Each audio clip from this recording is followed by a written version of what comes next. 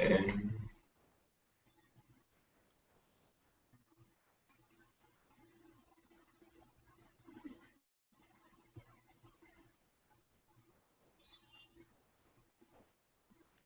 Okay, so let's start this presentation by discussing a very interesting topic that may help the teachers and students act as global people, and this is just through literature.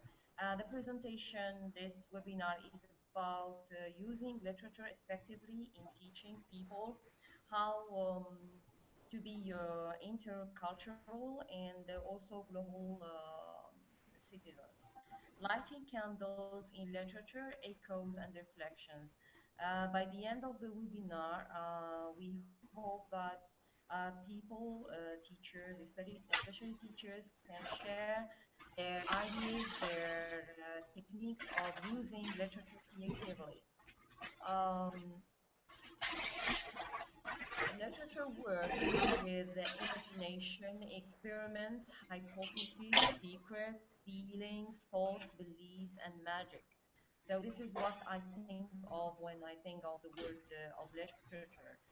And the skills that students can get from this subject are, how to say, very good skills like interpretation, imagination, communication, creativity, and interculture.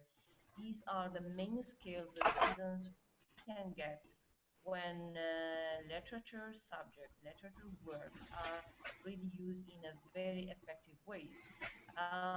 When dealing with this subject, we have like three didactic questions: um, why to teach, what to teach, and how to teach.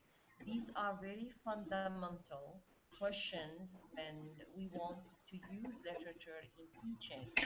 So why every everyone can ask the question why? Why do we use literature? It has a lot of benefits. It has a lot of aims to present others' culture, to know more about the language, to enrich one's perspectives of the others, um, to know even about history, people's beliefs, people's imagination, sometimes to present the other, to respect others, and what to teach here in most of the time teachers have their own content, they design it and they prefer that. There is also the preferences and how to teach it. This is a, I mean, this is a very critical question, because how to teach, it depends on teachers ways of instructing their students, the aims, objectives. But here I just want to draw your attention on one thing. It is just like when we use literature, it is not like fixed. It's not like something which is fixed that students have to learn by heart, or I mean to Google and to see that the answers are there. So if you want it to be more creative, more we have to change this way of, of teaching. Let students be more creative and share their ideas more. Teachers should be more creative also in dealing with literature, not just following what their teachers did or what they have learned before. So, um, and here, if we see the teachers' skills that we have to that I guess they are very important in teaching literature. Skill number one is welcoming. Welcoming diverse literary works, welcoming different interpretations, and welcoming any creations. The teacher should be very open or more open to many diverse literary works, interpretations, and creations. And the second skill that the teacher should have in literature, I think he should be open, encouraging, and Socratic. I use the word Socratic because I always think of Socratic dialogue in which through questions we get answers. But the more important thing, it is the questions and how to think to answer them. Things is in using it effectively. I think there are tools like technology, which is very now very how to say it, very used by a lot of teachers. Technology, we have wikis, we have a lot of tools that teachers use to facilitate their teaching. I also see literature circles where the students really interact with each other and talk more, discuss more about the literary works. We have also the use of visual aids now. We don't focus only on books. We have films, we have videos, we have, and there is also dialogic teaching that I see very effective way in teaching any subject, not just literature. In dialogic teaching, we have like this dialogue. It's like a discussion, a dialogue. And the last thing that I was thinking about it is creative writing.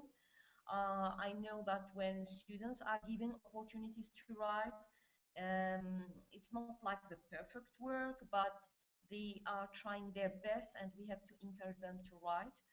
Um, for the last slide, I really want people who are interested in using literature in sharing ideas and sharing their vision of using this subject, which I think is really, how to say it, a leap to diversity, to change, to cultural understanding, and a lot of things. I hope you can, I mean, if you have any questions or anything, you can start asking or sharing with us. Faisal, is it clear? Did you hear me?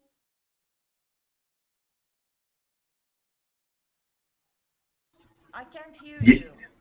Yes, Saleha. Yes, Saleha. Thanks. Yes, yes, I'm listening. Oh, that's great. That's great. Yeah, yeah, That's yeah, great. Saleha, Saleha, we are all listening. The only problem is that the uh, volume is bit low, but if we are bit closer to our microphones, then we can hear you. Yes, I was like, I didn't use it. No, let's see if you can hear. Okay. This is like, I have never thought that I will have I, any I can problem. hear you now perfectly fine when everybody closed their microphones, so we were listening you properly. Yes, Can yes, you hear me now? Is it better? yes, yes.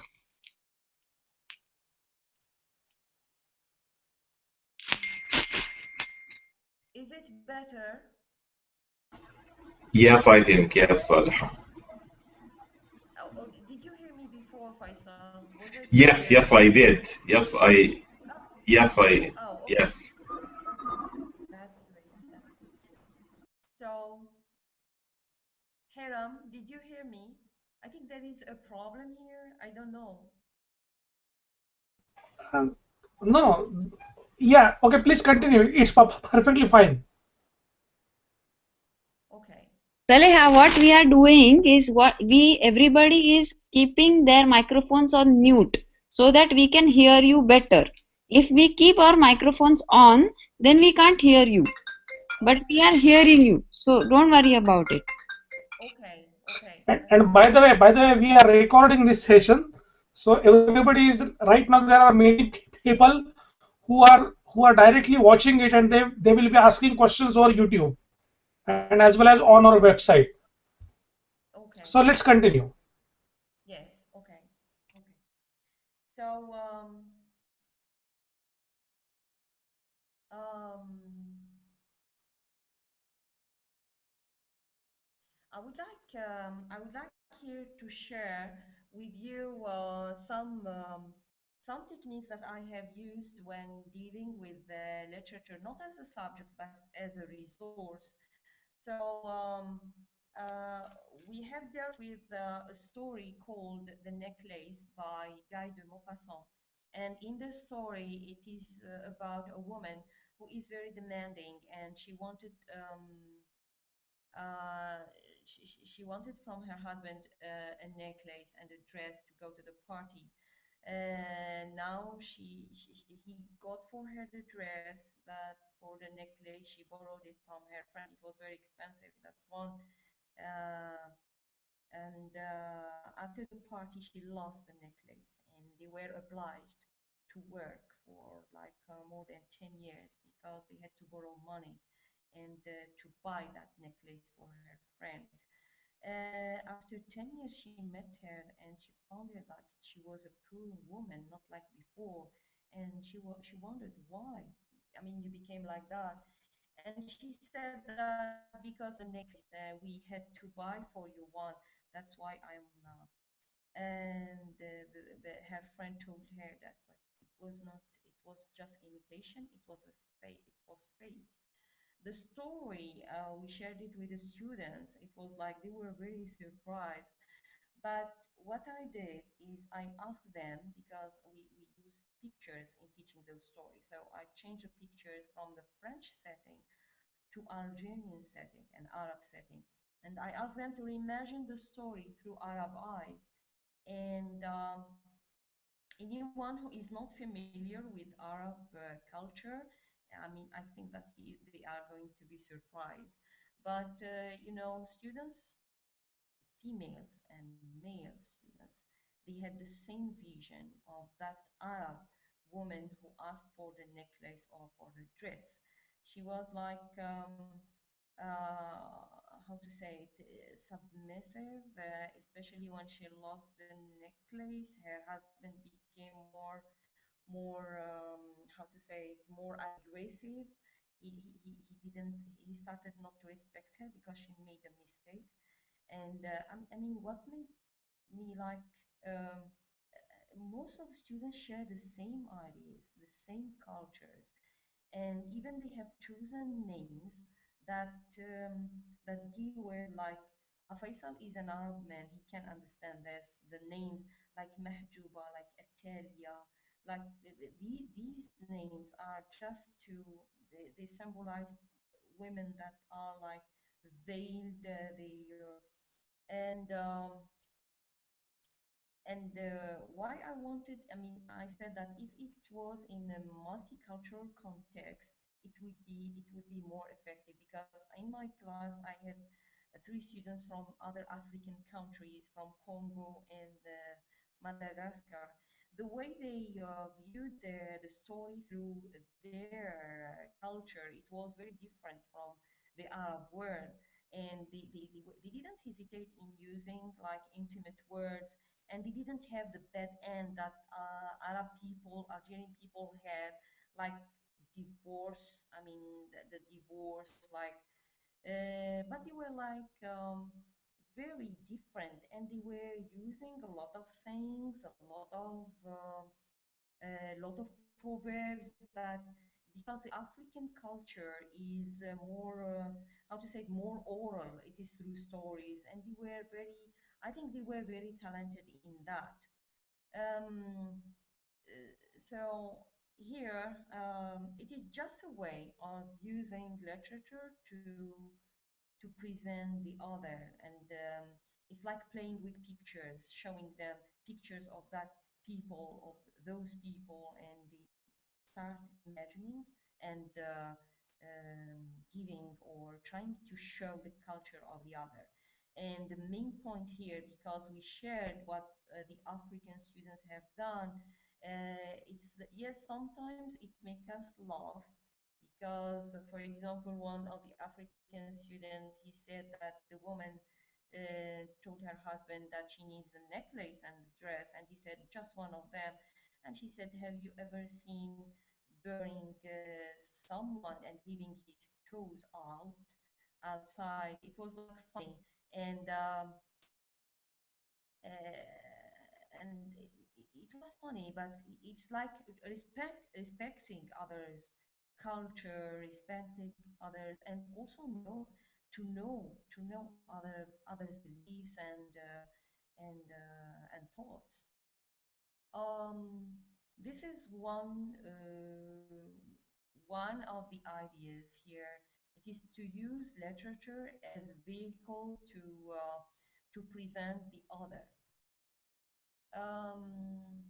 I remember discussing with a colleague about literature used in Palestine, and she said that people who live in Israel, it's better to have Israeli literature than Arab literature because she thinks that literature it can be used as a weapon.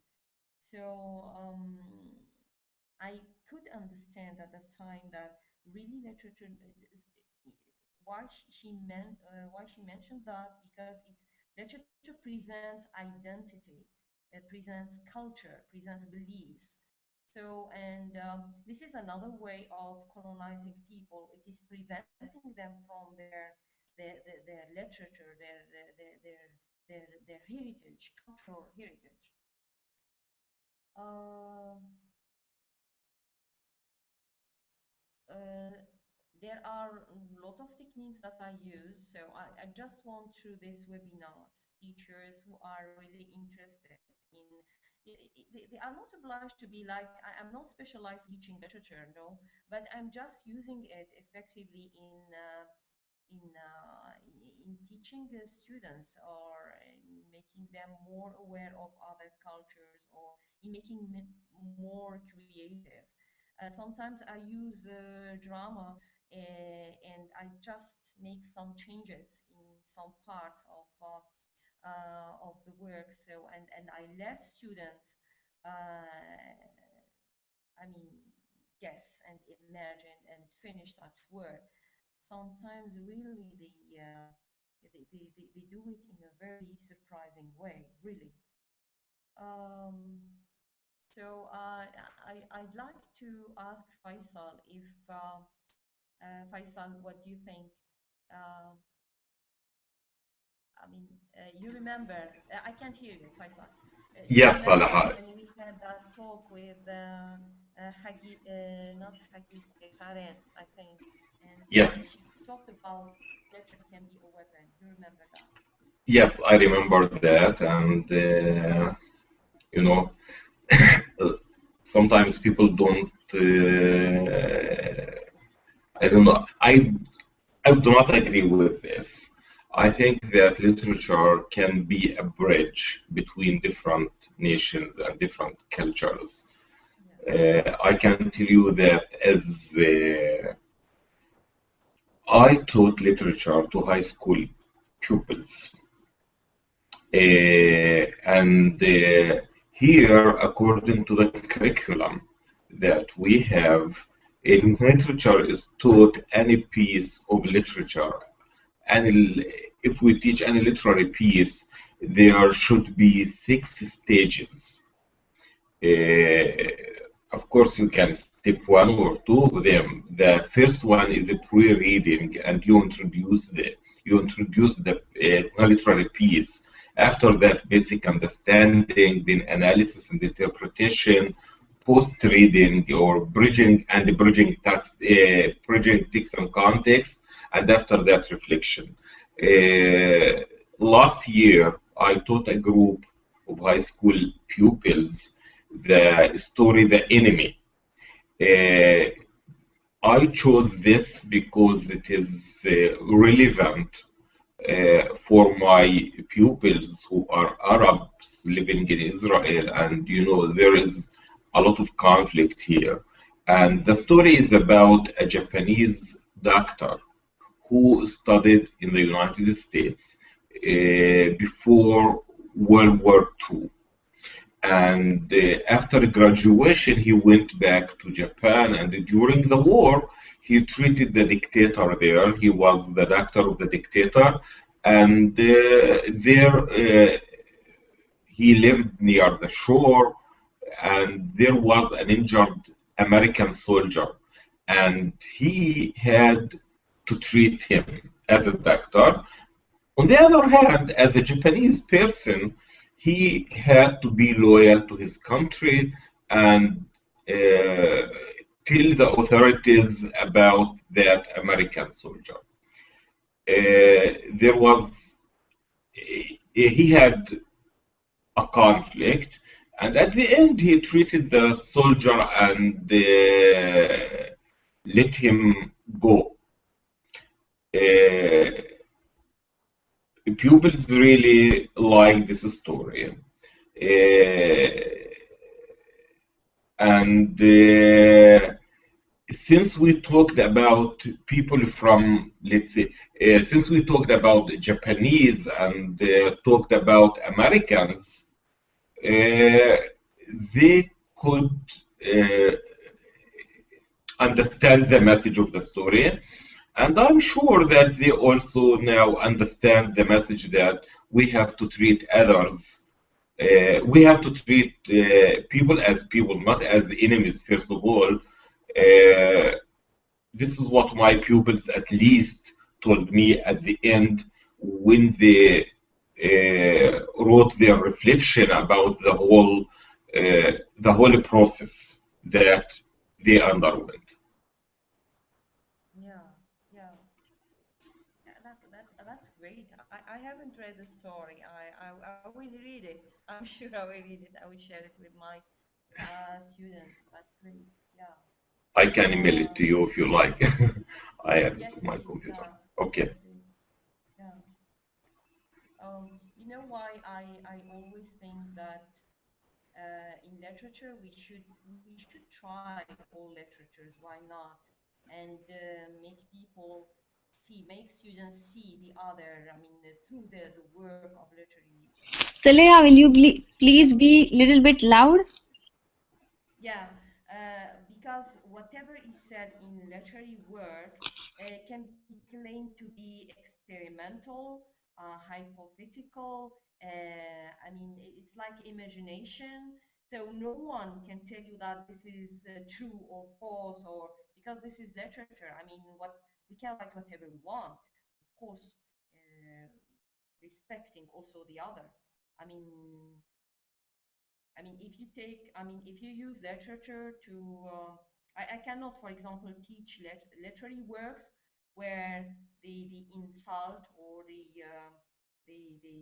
how to say, they do not respect religions or other things. Or so this is where the choice should be. I mean, when selecting, the content is very important. But here, if we want to have like global learners, people who respect the other, we should also, in our selection of literary works, be very careful. Can you hear me, Faisal? Did you hear me? Yes, I do. Yes, yes, I Okay, yeah. can. I agree with you, Salha. Once I also taught The Necklace by Gide Maupassant. I Yeah. have it translated into English. I cannot read French. Oh, I Uh, taught it in English. you taught it in English. Yes. you are, I know that it was originally written in French, so uh, Uh-huh. okay. So yes, I think the good thing about literature is that you can help pupils get out of their everyday life and think of things as then they come to conclusions, and this can change their attitudes towards things and can also change their behaviors. Yeah, yeah, that's it. Yeah, that's it. Because the story of the necklace of Guy de Maupassant students, where you know what I did, I didn't give them the end. The end was not printed, and I I just let them guess. I mean, after when she met her friend after 10 years, and I want to guess and to tell them what the story, how was the end. But when I gave them the end, they read it, they were all surprised. And they thought of the lesson. Just someone has to be himself. I mean, why being another one? I mean, why being like behaving like rich people and you are not rich one? But you know, Faisal, what I tried with the students when I asked them to imagine it through Arab eyes, it was really a different story because they have used the culture, they have used a lot of things, and a lot of things were negative, believe me. And what made me like really surprised was the girls who were thinking the same as the boys. It's like they think that really they have made a mistake and she should be punished. And one of the girls, she also imagined the divorce. I mean, I couldn't believe it. But it was it's like we can understand it. We can understand it.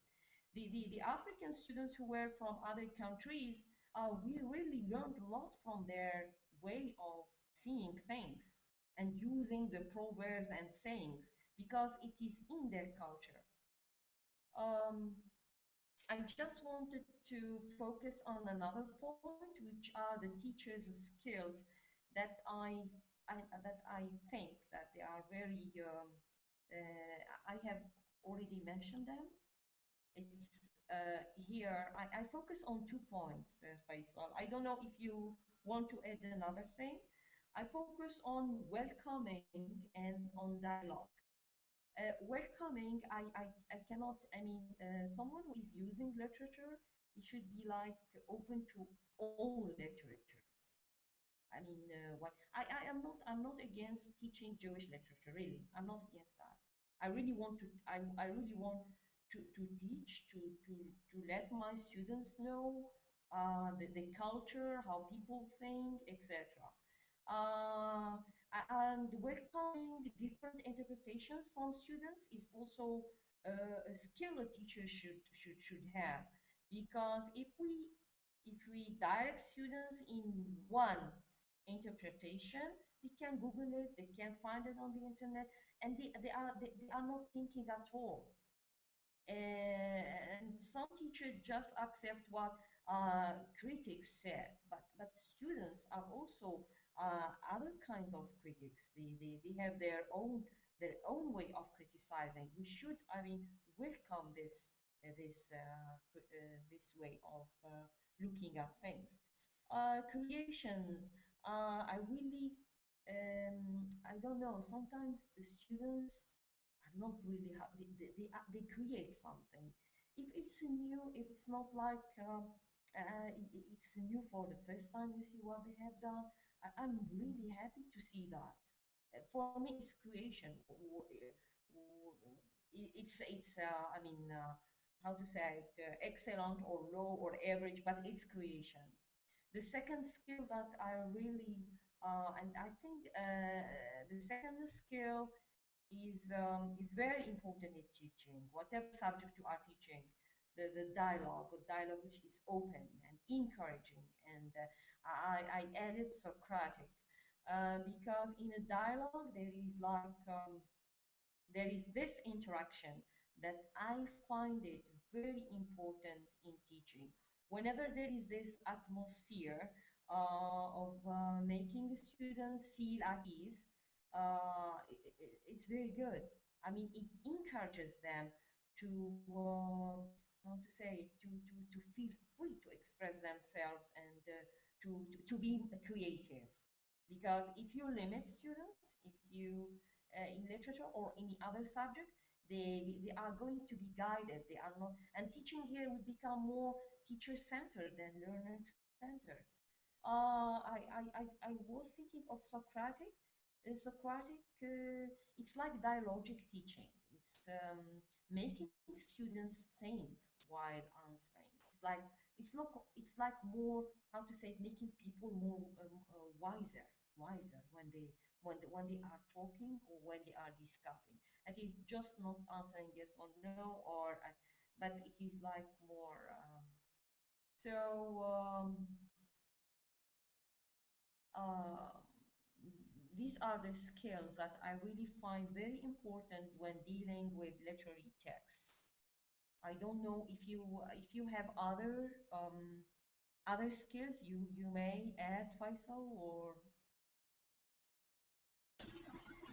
Yeah, in fact, I like these 2 points that about welcoming and dialogue, that the dialogue or there should be to welcome any idea, to welcome because literature is open to different interpretations, and really I like the reader response approach. The reader response approach, which focuses on how we understand literary texts. For example, I remember myself as a graduate student, and I took a course about Franz Kafka. yeah, Uh, uh, and I was the only Arab and the only Muslim at the class, and the rest were Jewish Israelis. And so the lecturer taught us Kafka, the literary pieces of Kafka as Zionist texts. And one day he asked me to talk, to present about 2 stories, and I interpreted them as anti-Zionist texts. They all laughed about it, but they accepted it. I remember they accepted it. And at the end of the course, even the lecturer asked me to write a paper about Arab response to Kafka. The same thing happened with me when I studied the Anne Frank. I don't know if you are aware with her diary. What? sorry, what did you say? Anne Frank.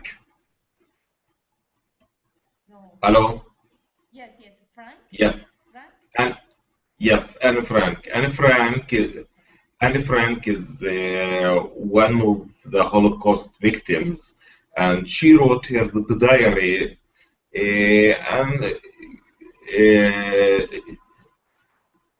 and she was Jewish, and so the lecturer also asked me to write about her and Arab response, Arab perception of Anne Frank's diary. I found that the Palestinians were the ones who really identified with Anne Frank. The Palestinians, while the people from I read some articles from Saudi Arabia or other Arab countries. These articles were not in favor of Anne Frank, uh, simply probably because, maybe because the Palestinians, my interpretation was like this. The Palestinians know the Israelis as people, as person, in person. So they don't understand them, they understand, okay, there is enmity, of course, they are enemies, there is a war, there is a conflict, but at least they perceive them as people, and so they identified with her. And even I found one Palestinian girl who wrote a diary similar to that of Anne Frank, probably to delegitimize the Israelis, maybe. So this is the wonderful thing literally is that it involves activity. It puts there is something the teacher manages to choose the suitable and relevant texts. Uh, their pupils, of course, will enjoy it and will interact. Yeah, yeah, yeah. I see that. I see that. I mean, the it's like a source of resource to teach. Like there is a history in that. There is a part of history in that. I can't remember, but a long time ago, I used, but I can't remember really who has written it. A poem written by an Indian writer, in which he showed the partition of.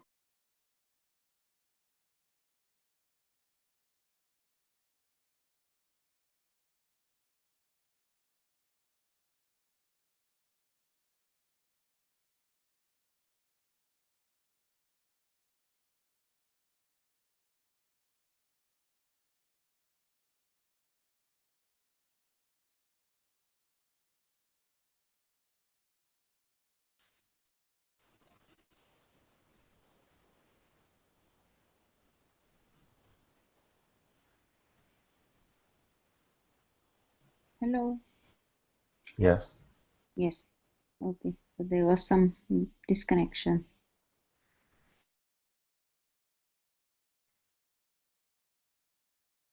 Saleha, are you there?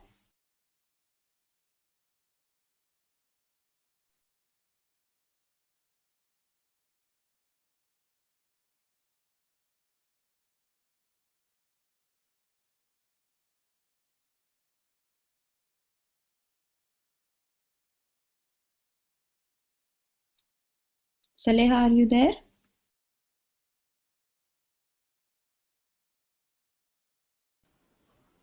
It seems that Salaha is not there. Seems-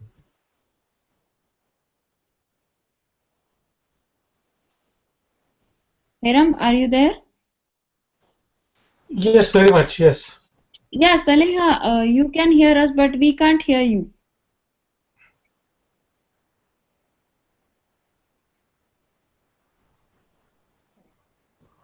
Ah, Salaha's back. Yes, yes, okay.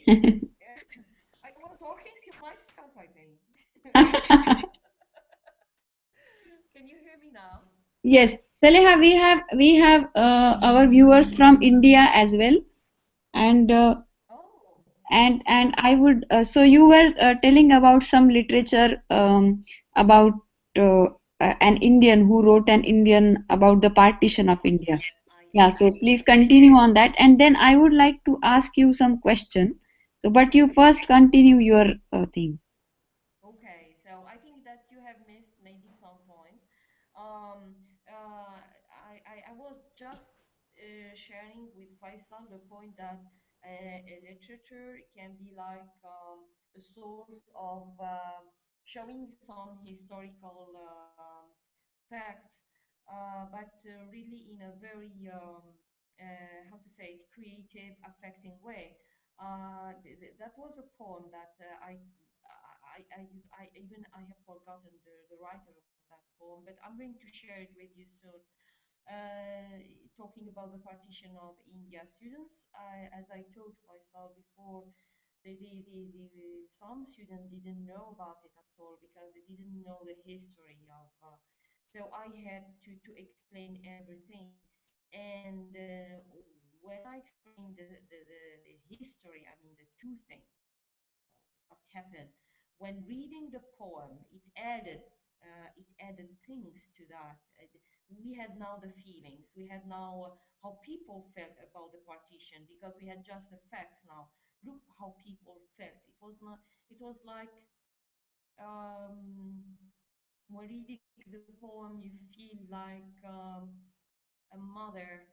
It's like a mother taking from her children. I mean, and take, it's like very and some students really how to say it, responded very well through that.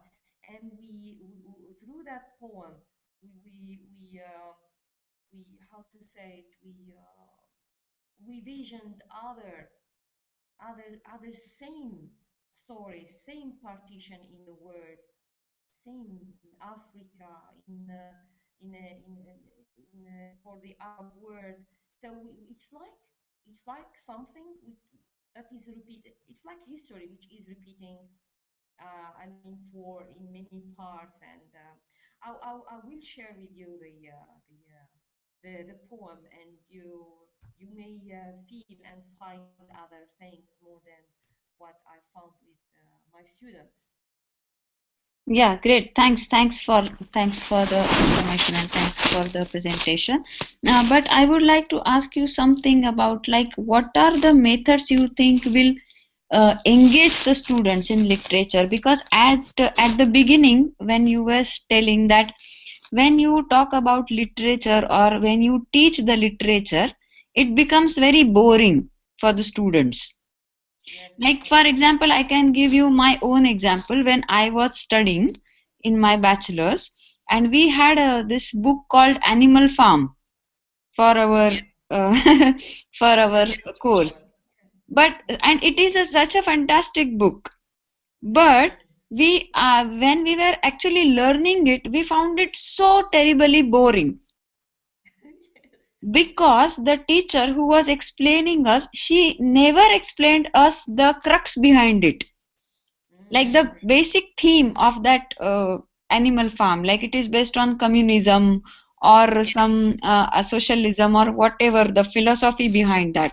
So it was a political satire kind of thing, but she never explained us about that. She just explained about the pigs and the other animals. So it was so boring. So you okay. can just tell like how we can add value to the literature what we are teaching. You already explained some things of it, like telling about the culture and telling about the history of that region. But I think it is also important that the teacher should know about the world history a bit to to And to teach the literature, because it is very important to know the world history, not only the history of your own nation but also the world history, because it that's what is influencing the literature quite a lot. And you can also tell me about your experience of teaching the literature, and what did you do so that the students will be engaged in the content. yes, you are right. I mean, the way they are using or teaching literature, it's like uh, you don't feel it's like something. It's like history. You learn by heart, or there is an exact answer for that, but it's not true. This is what I'm really.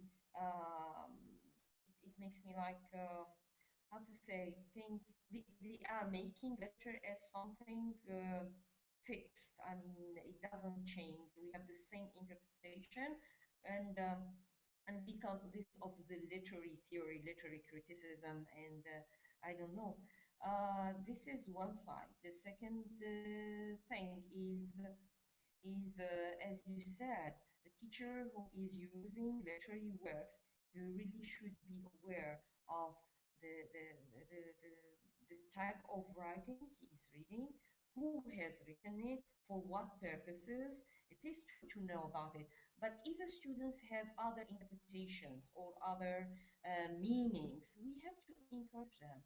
We have to tell them about it, because as I told you, when I read the poem for students of the partition of India, some students didn't get the point because they are not aware of that. So they could have explained it in their own way. I mean, but it's not true. It's fiction. I know it's fiction, but there is something, and I always think that whenever someone writes something, a story or a poem, there is something. It started from something which is true, but after he can manage, I mean, this is where art comes. Okay, he can manage and make the story looks in another way. Um for example, Animal Farm, as you say, it's a very lovely story, that one. And I remember the first time our teacher asked us to read it, and he said, "Please, I want you to read it." And there was a question that we had to answer. So we read it and we have to relate it to something. The question was, how could you relate? I mean, the end of the story to to Arab governments, to Algerian government, to. So I thought, what is he saying here? I mean, it was like, well, we have animals, so how can that link to governments?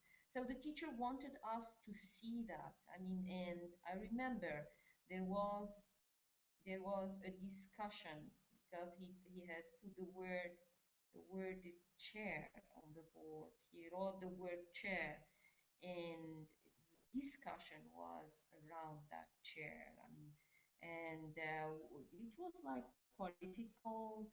Um, it was really nice because we how to say it, we moved from seeing things, the animal things, to really real things, and we get, instead of animals, we gave him the names of dictators, the names of people who are really abusing the. I mean, they are really thinking of the chair. So. Uh, I think animal fun, it would be like some people, especially students, if they are very young, they may not get the point. But it would be very, how to say it, very creative if they play, I mean, play the roles of animals, and then we can get like a discussion there describing the pig. I mean, teachers can do a lot of things. I tried drama. I tried drama with the students, but they play the drama. I know they learned by heart something, but the thing that I wanted them really to make some changes in parts they want, and they really did it very well. Really, they could change. Sometimes they made like things get better because they didn't want that, and sometimes they get it worse. And really, this shocked me sometimes. How can people be like so cruel when thinking of that? And I remember one of my students who said, I really imagined that end, that act, because I know I cannot do it in life, but since it is imagination, so let me imagine I can do. And he said that I can understand why people can be cruel, because he said that because we have religion. I believe in my religion. I believe, I mean, in things that I can do, I cannot do. So I cannot do these things. But he said someone who is controlled by nothing, he is free to do whatever he wants, or he has put things like he has put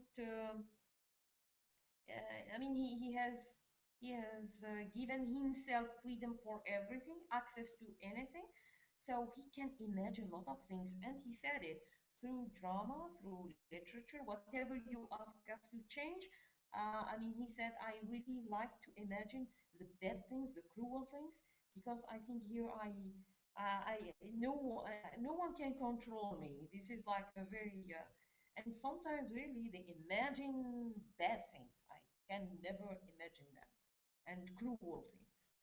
Um, I think here, when dealing with teaching literature creatively, the teacher should be, how to say it, he shouldn't he shouldn't have this in mind, like literature as a subject is a fixed science that we have to go back, or to to depend on criticism to make it clear for our students or anything like that. It's true, we should know about the background, about just to have the ideas, but whatever students interpret, just welcome that. It makes them free to uh, to to express themselves. Also free to understand how people think. For me, it's very important. I'm Algerian. I understand how Algerian people think. But for example, my students from African countries, from Madagascar, from Congo, from Ivory Coast, I'm really curious, and this is why I ask them to imagine or to answer. I really like, because through their answers, I know them more. Um, this is why I find literature as really a good way to uh, to enrich one's culture, language, and there are here. I know that in my country we are really far from technology, but I think literature can be how to say can survive more if technology is integrated. I have ideas, but still I cannot apply them because or using visual aids or anything just to make. I don't think that technology makes is responsible for the slow death of literature. No, it's the opposite for me. If we use it effectively, we need some people who really need, who really know how to use technology, and we need people who are really very good in teaching or in using literature effectively, creatively, so that we can combine the two and make literature like how to say it, reborn again. Um, Shireen, Yeah, yeah. Thanks, Aleha. okay, Thanks yeah, for your answer. I Yeah, will I was stop just here. wondering that you are teaching mainly to the graduate students or like who are pursuing their graduation. Yeah.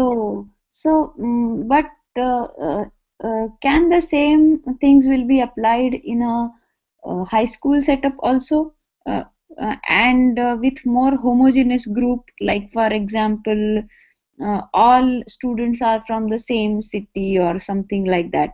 Then will there be these techniques like drama and maybe role playing will be important, but can you suggest some other things like what you can do with it Yes, for the high school students? yes, I think at you know why you know what in high school, if I take the example in Algeria in high school, in our textbooks we have literary works, but teachers do not use them because they still have this idea that literary work is like we are going to talk about the theme, the symbols, and I mean what the criticism. I mean what they have been taught at university, and they really neglect those works because they think of literature as a subject and not as a resource to teach the language.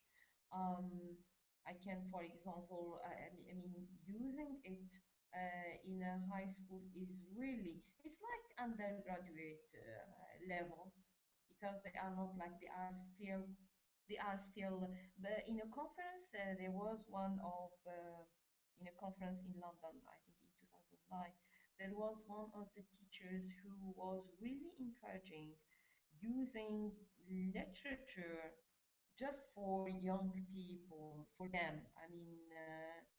As a beginning, I mean, literature that deals with uh, younger people, their life, because he said that they will understand it more and they will interact more because it is their word. Yeah. And, um, and I'm thinking of it in for I mean even how to say it younger generations, like in primary school or in middle school, why not using literary works? There is literature for kids because if kids grow and they, they know about others' literatures, it will be nice because they will be more open to other cultures. They will be more open to other countries, people. Why not? And I'm really thinking of like having not specifically like British literature or American literature. Why not world literature? In which from every country they have got their literature, and we have to encourage curriculum designers, teachers to integrate those kinds of works there. And of course, when you use it at a younger age, it is not as undergraduate age. For them, it will be like stories, and they really teach.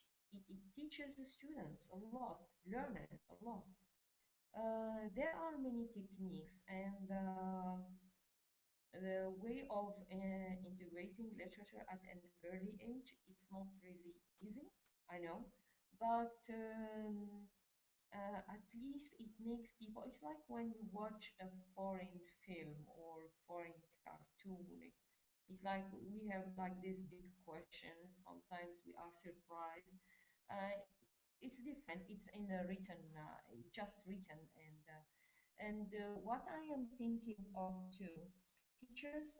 I think teachers are can play a big part here if they how to say it, they move from the printed word to the visual ones using the technology and visual aids, and because people now they do not read. People are looking for ways to make people read, but it's not the, I mean, this time, the time we are living in, the age, it is not really, we are losing books. It's not the age of books. It is the age of electronics, of laptops, so it's high time to think of this, to convert from, I do not mean that we are going to forget about books, about the printed things, but we have to how to think about how to bridge and how to move to the electronic age. And this, as I told you before, Shireen, really, we need a lot of work to do. Because the benefits from literature are more than than any any other subject. From stories, we are going to know the history, the culture, the beliefs, and we understand people a lot through their works. Um, did I answer your question, Shireen? Yes, yes, Saleha. Thank you very much. And I highly appreciate your opinions about learning the literature and the importance of learning literature. And as you rightly said, it is very important that we bridge the gap between the electronic and technology things and with the print media. So to use the one for betterment of other is what is required. It's So high time, it's high time. yes. Otherwise, literature is going really to die. So, but thank you very much for your this lecture and this webinar. And I just had a call with the Indian people who are watching from there, from India to you and for to this webinar. So they also said that thank you for this webinar, and they really got to learn something, some new things. Actually, they are also teachers in high schools and colleges, and they are uh, looking at this webinar. So it was very interesting and very nicely done. Thank you very much. Thank you so much, Shireen. Yeah, okay. Okay. Then I request Hiram to close this link, and Yeah. then Thanks a lot. Okay. Okay, thank you very much. Thank you all. Thank you, Thank you. Faisal. Thank you. Okay. thank See you, you thank you. Thanks all next for joining us, webinar. and we will be keep on meeting for our future webinars as well. Okay. Okay. Yes. Thank Thank you. you. Thank you very Bye. much. Okay. Bye bye. Take care. Thank you. Bye. Bye, Faisal. Bye. Take care. Take care. Thanks. Okay. Thanks a lot. Bye bye. Okay, bye.